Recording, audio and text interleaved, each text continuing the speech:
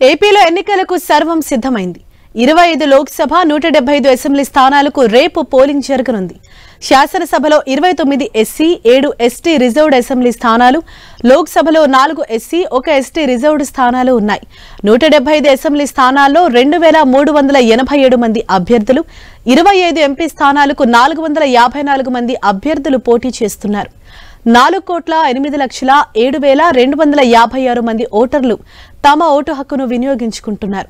మొత్తం 46,165 పోలింగ్ స్టేషన్లను ఏర్పాటు చేశారు. రేపు ఉదయం 7 గంటల నుంచి సాయంత్రం 6 గంటల వరకు పోలింగ్ జరగనుంది. రాష్ట్ర వ్యాప్తంగా 144 సెక్షన్ అమలవుతోంది.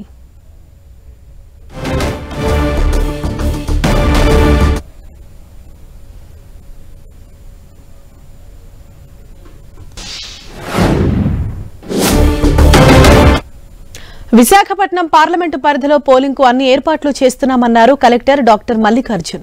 ఏయూలోని డిస్ట్రిబ్యూషన్ సెంటర్ ద్వారా ఎన్నికల సిబ్బందికి ఈవీఎంలు, ఇతర సామాగ్రిని అందజేస్తున్నామని తెలిపారు. ఎండ తీవ్రత ఎక్కువగా ఉన్న నేపథ్యంలో అందుకు తగ్గట్లు ఏర్పాట్లు చేస్తున్నామన్న కలెక్టర్ మల్లికార్జున్తో మా ప్రతినిధి చిట్టిబాబు ఫేస్ టు ఫేస్.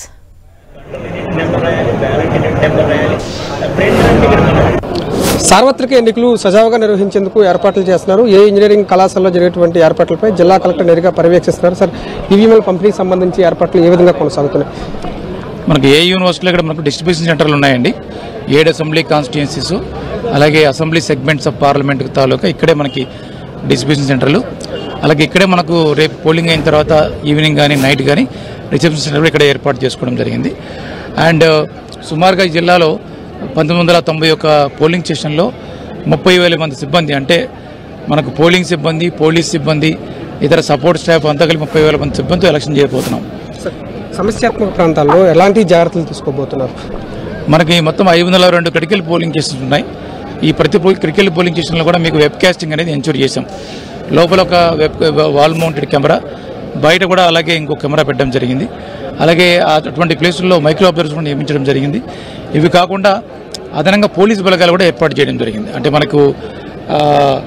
మనకి సెంట్రల్ పారామిలిటరీ ఫోర్సెస్, మనకి అలాగే లోకల్ సివిల్ పోలీస్ వాళ్ళు కూడా మనం ఏర్పాటు చేసుకోవడం జరిగింది. అలాగే మనకు వాటితో పాటు మనకి ఆ ఏరియాలో మనకి అదనంగా మనకి వీడియోగ్రఫీ లాంటివి కూడా ఏర్పాటు చేయడం జరిగింది. సార్, ఇప్పటి వరకు ఎన్నికలకు సంబంధించి మెటీరియల్ పంపిణీ ప్రక్రియ అనేది ఎంతవరకు వచ్చింది సార్? మనకి ఒక గంటలో వెహికల్స్ బయలుదేరుతాయండి, రూట్ వెహికల్స్ ఇక్కడ నుంచి. సో దీని తాలూకా మనకి డిస్ట్రిబ్యూషన్ సెంటర్లో ఆర్ఓల సమక్షంలో సెక్టర్ల ఆఫీసర్లు దగ్గరుండి ప్రతి పోలింగ్ స్టేషన్ తాలూకా సిబ్బంది వచ్చిన తర్వాత వాళ్ళని కూర్చోబెట్టుకుని వాళ్ళకి 3 రకాల బ్యాగులు ఇవ్వడం జరుగుతుంది. సో ఒక బ్యాగులో పూర్తిగా statutory and non statutory material, 2 బ్యాగుల్లో వాళ్ళకి బోత్ మనకి ఈవీఎంస్, వీవీప్యాట్, అలాగే సీయూల తాలూకా బ్యాగ్స్ ఇవ్వడం జరుగుతూ ఉంది. సో ఒక గంటలో మనకి రూట్ వెహికల్స్ బయలుదేరుతాయి. వాటితో పాటు సెక్టర్ ఆఫీసరు, రూట్ ఆఫీసరు, అలాగే పోలీస్ సిబ్బంది, బిఎల్ఓలు అందరూ కూడా మనకు బయలుదేరడం జరుగుతుంది. ఈ సార్వత్రిక ఎన్నికల్లో ముఖ్యంగా యువ ఓటర్ల సంఖ్య కూడా అధికమే, మొదటిసారి ఓట్లు వేసే సంఖ్య కూడా అధికంగా ఉంటుంది. వాళ్ళకి ఇప్పటి వరకు ఏ విధంగా అవగాహన కార్యక్రమాలు నిర్వహించారు సార్?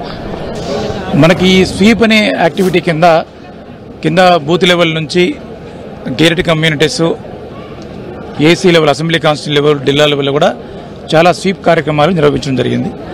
సో లాస్ట్ టైం మనకు 66% మనకు నమోదైంది. ఈసారి 80% తక్కువ కాకుండా నమోదవుతుందని దృఢంగా మేము భావిస్తున్నాం. సో ప్రజల ఉత్సాహం చూస్తే కూడా, అలాగే ప్రజల ఇంట్రెస్ట్ కూడా చూస్తే కూడా అలాగే అనిపిస్తుంది. ఖచ్చితంగా 80% రీచ్ అవుతామని ఒక దృఢమైన సంకల్పంతో ముందుకెళ్తున్నాం. సార్, రోజు రోజుకు ఎండల తీవ్రత అధికంగా ఉంటుంది, అధిక ఉష్ణోగ్రతలు నమోదవుతున్న నేపథ్యంలో ఏ విధమైన జాగ్రత్తలు తీసుకుంటున్నారు సార్? ప్రతి పోలింగ్ చేసిన బయట మీకు షామియానా వేయడం జరిగింది. 36x18 మెజర్తో వేశాం. ఎక్కడైతే ఏమాత్రం షేడ్ లేకుండా, చెట్టు లేకుండా ఉంటే అక్కడ 2 షామియానాలు కూడా ఇవ్వడం జరిగింది.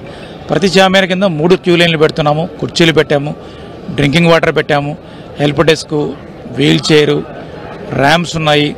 అలాగే ప్రజలందరికీ ఇచ్చే అప్పీల్ ఏంటంటే, దయచేసి ఎండ ఎక్కువ ఉన్న దృష్ట్యా మీరు క్యాబులు వేరు చేసి రండి.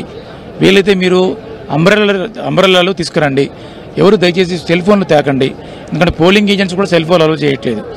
పొరపాటున ఎవరన్నా సెల్ ఫోన్లు తెస్తే ఒకవేళ ప్రజలు ఓటర్లు బయట పెట్టాల్సి వస్తుంది. కాబట్టి అక్కడ బయట మీకు సెల్ ఫోన్లు పెట్టడానికి ప్లేస్ ఉన్నప్పుడు కూడా వాటికి మనకు సెక్యూరిటీ అరేంజ్మెంట్స్ లేవు. సో కాబట్టి దయచేసి ప్రజలందరికీ విన్నపం ఏంటంటే సెల్ ఫోన్ తేకుండా రండి. Thank you. ఎన్నికలు సజావుగా నిర్వహించేందుకు జిల్లా అధికారులు పూర్తి స్థాయిలో ఏర్పాట్లు చేస్తున్నారు. జిల్లా కలెక్టర్ నేరుగా ఏర్పాట్లు పర్యవేక్షిస్తున్నారు. ఎండ తీవ్రత అధికంగా ఉన్నటువంటి నేపథ్యంలో కూడా వచ్చేటువంటి ఓటర్లకు ఎలాంటి ఇబ్బందులు లేకుండా తగిన జాగ్రత్తలు తీసుకుంటున్నామంటూ జిల్లా కలెక్టర్ చెప్తున్నటువంటి పరిస్థితి. వీడియో జర్నలిస్ట్ నరేష్తో బంగారుచిట్టి ఎన్టీవీ విశాఖ నుంచి. అదేవిధంగా బ్యాలెట్ 2 మంది కూడా